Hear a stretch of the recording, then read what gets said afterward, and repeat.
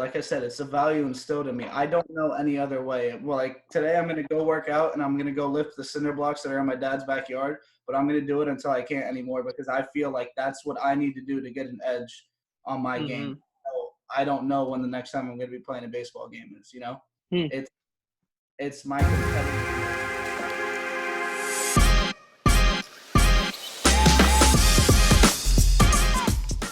Welcome everybody to Coffee with Hats. I'm your host, Mark Machad Jr., and today we're going to get to know Jorge Arenas. We will discuss being a captain, handling adversity, and his approach to competing each day. Let's get right to it on Coffee with Hats.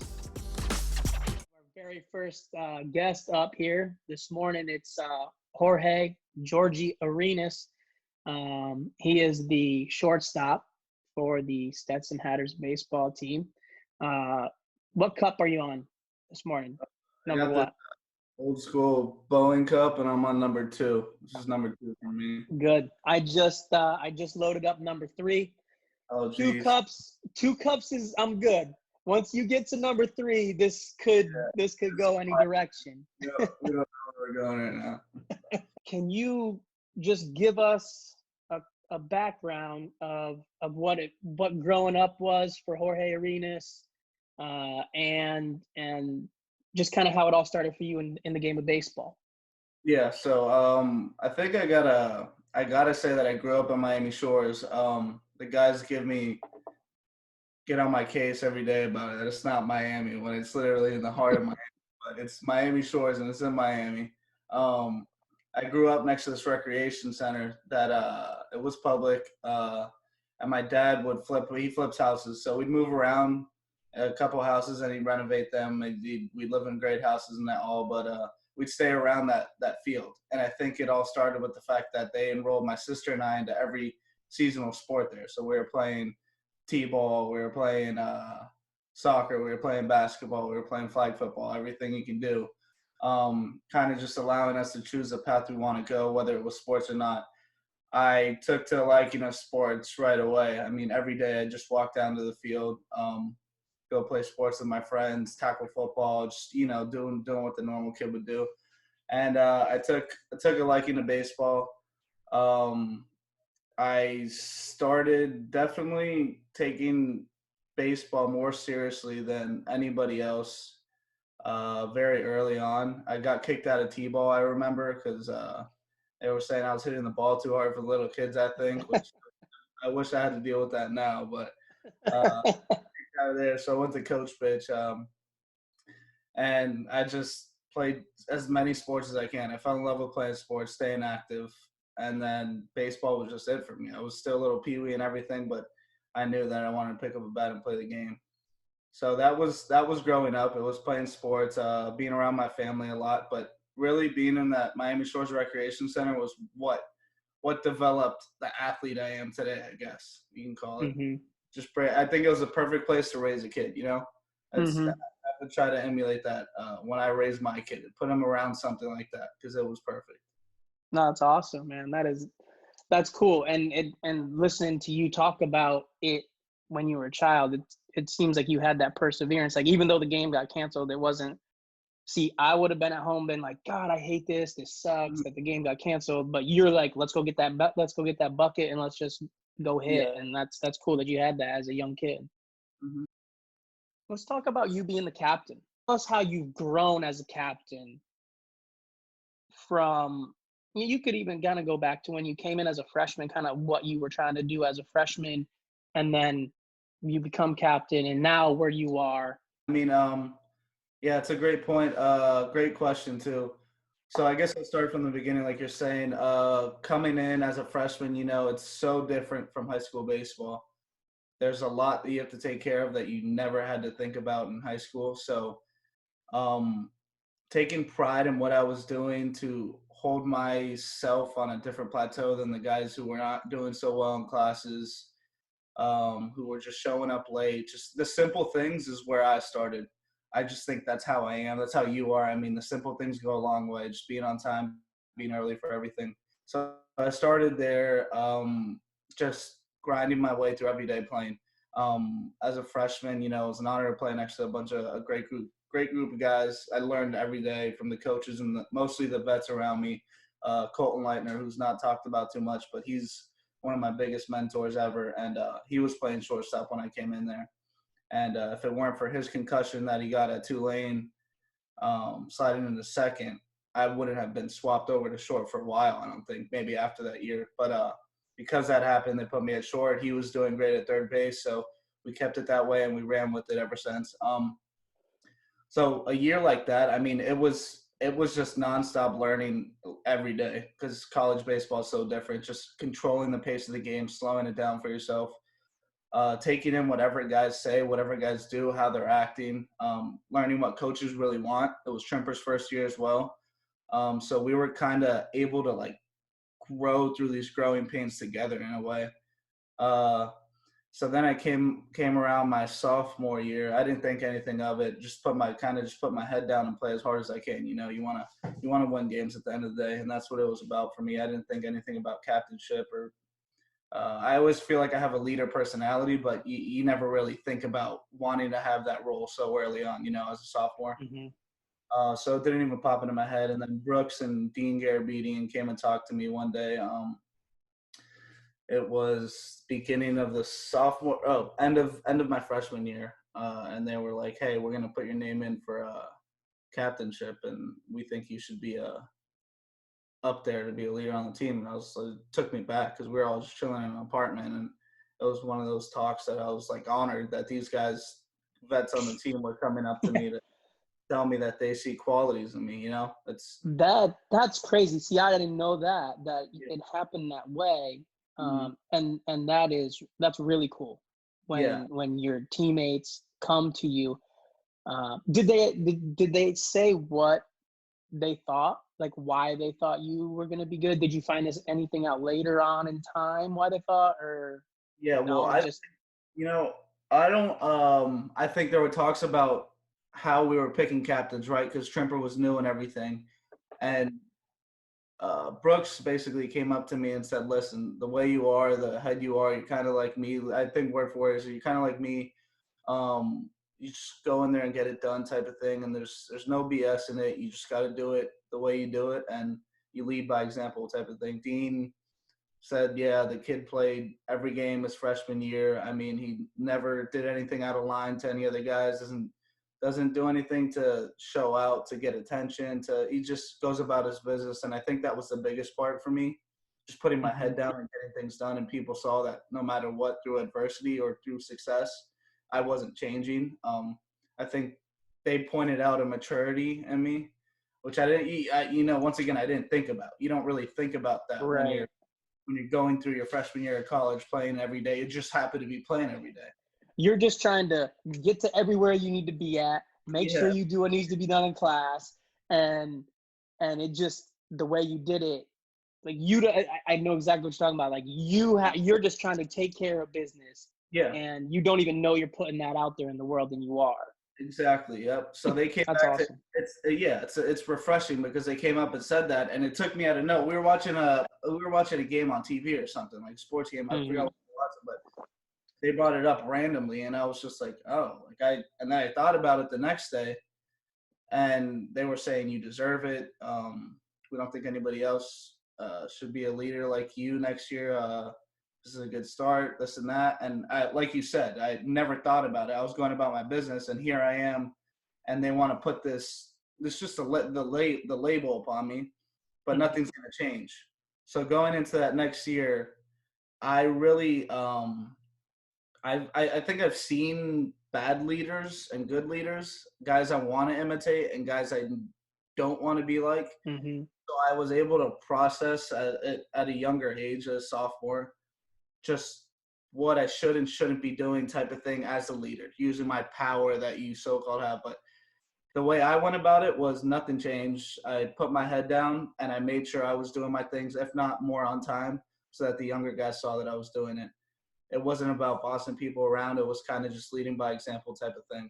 So I took that through my sophomore year, just following the older guys that were captains, because we had Jack Perkins, Hale, and Brooks. And they let me handle the infield kind of. Mm-hmm. So it was kind of a perfect ream of like captains throughout positions. Brooks was your Yeah. pitcher, Hill was your catcher, and there were things that they knew they can go to me with, and things that we would talk together as a group. But I really learned from Brooks a lot of the things to go about it and how to connect with your teammates type of thing. In the 4 years that you've been here, there have been 191 baseball games played for Stetson. You have started 190 of those 191 games, and you've played in 191 of the 190 games. That is Cal Ripken like. I mean, that is very impressive. Those are unreal numbers, and probably to me, I mean, probably some of the most important numbers. Um, how have you been able to keep yourself? I mean, it's high level stuff. Physically, you've been able to keep yourself going throughout 4 years, and mentality wise, um, how have you done this? It's unbelievable. Yeah, I mean, I'd say thanks for recognizing that. That's something I take pride in. No one really talks about it because it's nothing that comes out at you unless you look it up. But it's one, the physical aspect of it. I don't even think twice about it because I'm a young man. Obviously, that's that. But the way I was raised, my dad said, "You get up every morning, you give everything all you got." That goes into lifting, that goes into practice, that goes into stretching, that goes into eating. Everything I did going up to that point, my freshman year in college, was to prepare myself to play collegiate baseball and beyond. So my body was prepared for it because of all the work I put in for everything. I took no shortcuts. I take no shortcuts because it comes back to bite you. Obviously, regardless of how well you take care of your body, playing so much, especially with summer ball, injuries happen. There's that mental toughness that we all talk about. I think it's getting lost in our game nowadays more than ever because of the technology and the medicine we have, and the understanding of the human body more so. But that's something I always learn to deal with. You're never playing 100%, never really playing 85% if you're playing the game of baseball, let alone any other sport. So just learning to deal with pain, knowing the difference between soreness, really, really sore, or just some pain to play through. That was the physical aspect of it. I think and then mentally, just preparing yourself every day to go about your business, the highs and the lows, understanding the game, and being prepared that there will be another day, but you enjoy and you take advantage of the day in front of you. So just knowing that I had the opportunity and the privilege, because it's a privilege, to play baseball for a Division I collegiate baseball team was just enough for me to give it everything I got every day. And I didn't really, you don't really think about playing every game. You just want to win. You want to win the day. You want to win the game. So every day it's just about going to win that game. And it's almost, you can't win enough.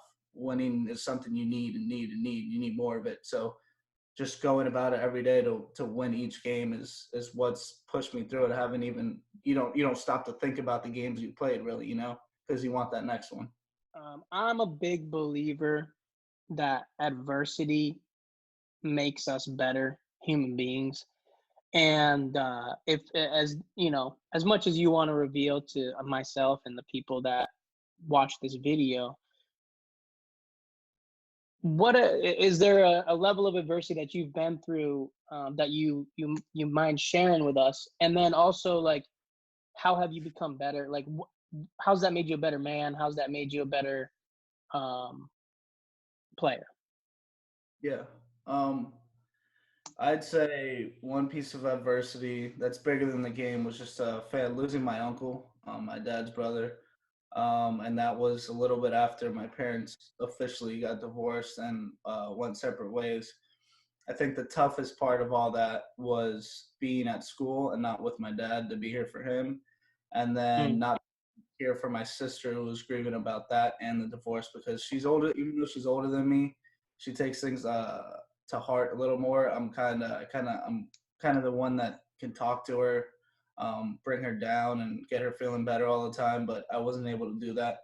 It was really tough to be going through that and having to play baseball at the end of the day, So Mm-hmm. not something you go around telling everybody, but you still got to make your grades. You still got to show up on time to things. You still got to go to sleep early and wake up for the 6 a.m. lift, and you got to perform in the game that night or whatever. But just being able to center all that emotion and make sure I'm not taking it out into the field and playing upset or playing a certain way, just being able to connect with my family and have them on. I needed them to understand that I wish I could do anything to be home with them, to Mm-hmm. be, because I felt like I was kind of letting them down, but they understood that I couldn't. It was physically impossible. I had to be where I was doing what I loved. Baseball is what I love, so it's kind of that getaway at the end of the day, because when you do spike up and step on that field, it's kind of like nothing else is going on in that time in the universe besides the game. So baseball is a safe haven. It always has been for me and a lot of Mm-hmm. people, I think. And that's just something I had to go through emotionally. Physically, there were a lot of nights where I couldn't sleep as well, but you grind through it. You think about, call my dad, and he says he's doing fine, and I got to keep going about my business and say yes, sir, and you go about it. So I think that was definitely the biggest adversity I've had to face so far. Rolling along that, you mentioned preparing yourself for being a Division 1 athlete, right? A Division 1 baseball player.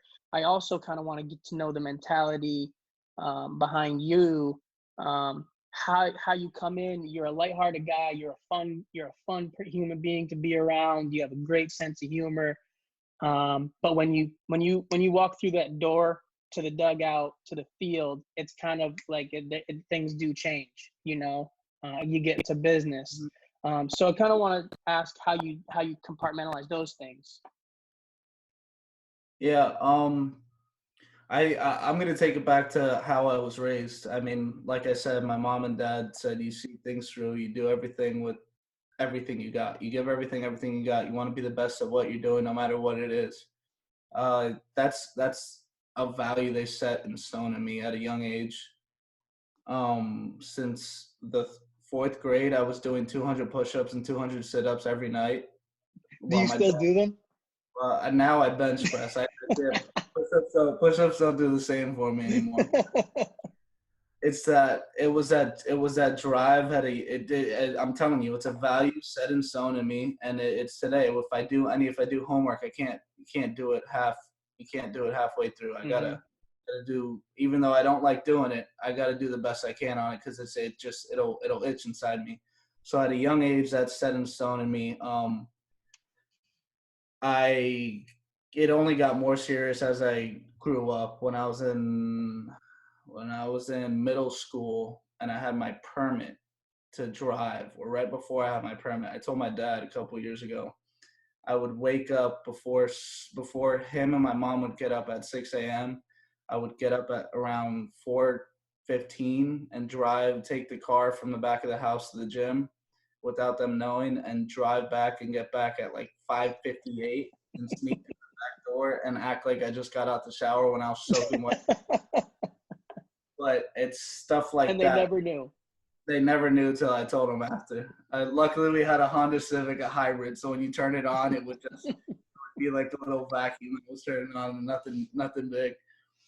But stuff like that, it was my way of getting my edge in, because we had practice after school, and I Yeah. would be exhausted after practice to go and lift, and I needed to eat and come home and do homework. So I needed to get in an hour and a half of lifting just to get bigger and stronger, because that was my goal then.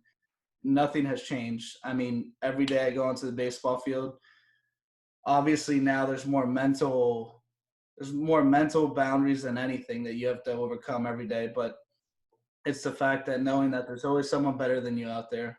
There's always someone trying to take your job, willing to take your job, and at the end of the day, it's a business to play on a, Hmm. especially in Division 1 level. So I have to be performing or giving value to this team in some way to be playing every day. that's not the way I thought about it, but I understood that. I understood that Mm-hmm. aspect, and I had the maturity for it. So every day I step in the locker room, I love everyone I'm around. When Kyle Ball came in, I saw how athletic and how capable he was defensively. I knew he wanted to play shortstop, but I said, look, you're going to have to outwork me every single day to get this position. I want you to try to take the job, but I guarantee you're not going to take it. Kind I of a little, love it. That's yeah, awesome. little challenge thing, because I knew how good he was with his Mm-hmm. arm and his glove work and his footwork. He was legit, and I was excited for it. I don't shy away from the competition. I think it only makes you better. It makes you a better human. It makes you a better player more than anything. Do you tell that to every freshman that shows up? Do you tell them that? Oh yeah, if they're with me at shortstop, I'm nice about it. Like this year, I was I like, know. "Kid, you better be trying to take my position. If not, get off the field because you're not going to be anywhere near me right now." But I tell them that that's what they should be going for, and I should be going for it, vice versa. It's my spot to lose, but it's not the way I think about it. It's my spot to earn That's it. so unique. That's you have such a unique, and that just came from you. You just came with that in your head. Mm-hmm. Like you just were like, that's how I'm gonna do this. Because there's so many people that you like, the mentality they get like threatened, Yeah, and you don't get threatened. You say, bring it on. I love it. you can only control what you're doing, right? So Mm-hmm. I'm gonna do the best I can every day. Like I said, it's a value instilled in me. I don't know any other way. Well, like today, I'm gonna go work out and I'm gonna go lift the cinder blocks that are in my dad's backyard. But I'm gonna do it until I can't anymore because I feel like that's what I need to do to get an edge on my Mm-hmm. game. So I don't know when the next time I'm gonna be playing a baseball game is. Hmm. It's my competitiveness. I think it's what makes me a great teammate. I think it's what makes me an asset to a team and to teammates. Yeah. I have the mentality that I'm the best on the field, whether I am or not. There's always someone that's going to outwork you, outplay you, and be more talented than you, and that's a fact. So I need to control what I'm controlling every day, and that's to do the best I can and let everything Yeah. else fall. No, that's awesome. Hey, Mhm. and I think this has been great. A great little rap session we've had here to close it out. Okay, we're gonna do a little. We're gonna call it 3 strikes. Okay, Okay. you All got right. 3 strikes. I'm gonna hit you with 3 questions. Just give me the answers right away. Okay. All right. Stetson baseball. Most likely to get ID'd at the age of 35. Um, Most likely to get ID at the age of 35. Give me a second to think. I'm going through our locker room right now. I'm trying to get faces. Brandon Hilton. Brandon Hilton. Okay. His brother Um, looks like a 35-year-old man, and he looks like a baby still. uh, who is most likely to be late? Brandon Hilton. That's easy. Oh my God. All right. God, I'm trying to find a question now to have it just a three-time Brandon Hilton answer. Yeah. Um, just to maybe give Brandon a break here. Who is most likely to win the lottery and lose the ticket? Jonathan Miola. All right. Well, there you have it. That's 3 strikes with Jorge Arenas. Appreciate it. Thanks for having me.